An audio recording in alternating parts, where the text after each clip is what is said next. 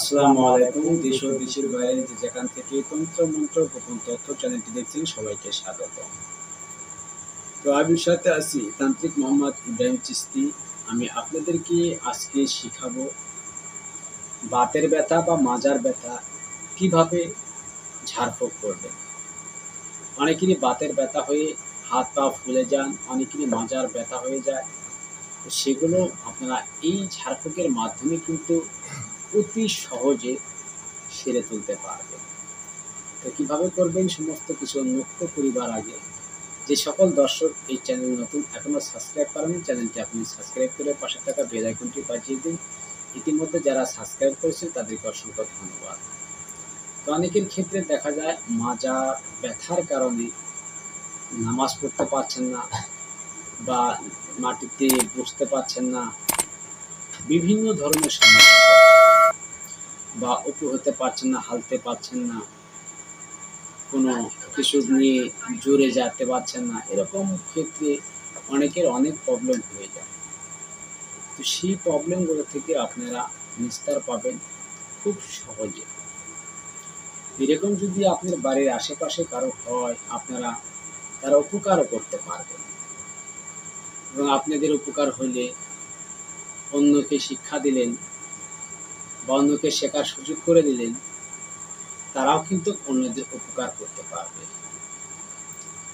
তো কীভাবে কাজ করবেন সমস্ত কিছুই আমি বলে দিব। তো আরেকটি কথা না বললেই নয়, অনেক ভিউয়ার বা দর্শক আছেন আমাকে যারা প্রশ্ন করেন, গুরুজি আপনি জিন দিয়ে কাজ করেন না কালি দিয়ে কাজ করেন? দেখুন, এসব প্রশ্ন আমাকে করবেন না, কেননা আমি অনলাইনে কোনো ধরনের কোনো কাজ করি না বা কাউকে আমি বলিও না যে আমি জিন দিয়ে কাজ করি বা কালি দিয়ে কাজ করি। এটা কাউকে আমি বলতেও ইচ্ছুক নই বা মোটেও প্রস্তুত নই। কেননা আমি আমার গ্রামের আশেপাশে টুকিটাকি যা কাজ করি সেটা আমি কিসের মাধ্যমে করলাম, কী দিয়ে করলাম, কীভাবে করলাম, এটি তার জানার কোনো বিষয় না বা সেটা আমি প্রশ্নযৌক্তিক মনে করি। কেননা সে একজন কাজ দিচ্ছেন, ধরুন আপনি আমাকে একটা কাজ দিচ্ছেন, আমি আপনার কাজ কী দিয়ে তুলব, কী দিয়ে সেটি সম্পূর্ণ শেষ করব, সেটি সম্পূর্ণ আমার ব্যক্তিগত ব্যাপার, সেটি আমার পার্সোনাল ব্যাপার। আর সেই বিষয়টি নিয়ে আপনারা কখনোই প্রশ্ন করবেন না। তো যাই হোক, বেশি কথা না বাড়িয়ে আপনাদের যে মন্ত্রের কথা বলছি, চলুন আগে স্ক্রিনে আমরা মন্ত্রটি দেখে আসি, পরে নিয়মটি বলে দিচ্ছি। মন্ত্রটি হচ্ছে আমরতি সীতাসতী ফনলা রোগ বিষ 18 প্রকার বিষ স্বর্গে নিয়ে যা হরপতি দোহাই শিবে।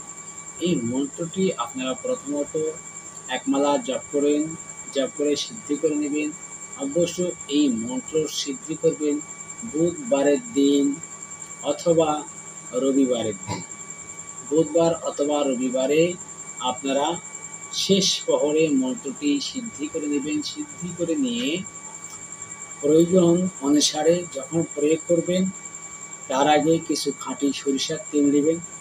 খাঁটি সরিষার তেল নিয়ে উক্ত মন্ত্রটি আপনারা 7 বার জপ করবেন বা 7 বার পড়বেন। পরে আপনারা তেলের ভিতরে 3টি ফু দিবেন।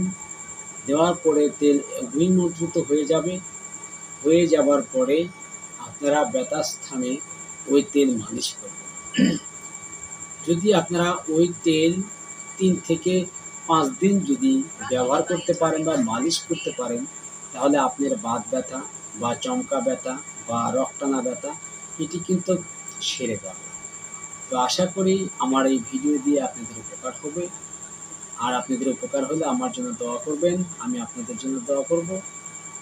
তো যদিও আমার কথাগুলো বুঝতে অসুবিধা হয় বা আমার ভাষা বুঝতে অসুবিধা হয়, আপনারা অবশ্যই কমেন্ট করে জানাবেন এবং জরুরি প্রয়োজনে ইমো হোয়াটসঅ্যাপ নম্বরে কল করে যোগাযোগ করবেন। সবাই ভালো থাকুন, সুস্থ থাকুন। আল্লাহ হাফেজ।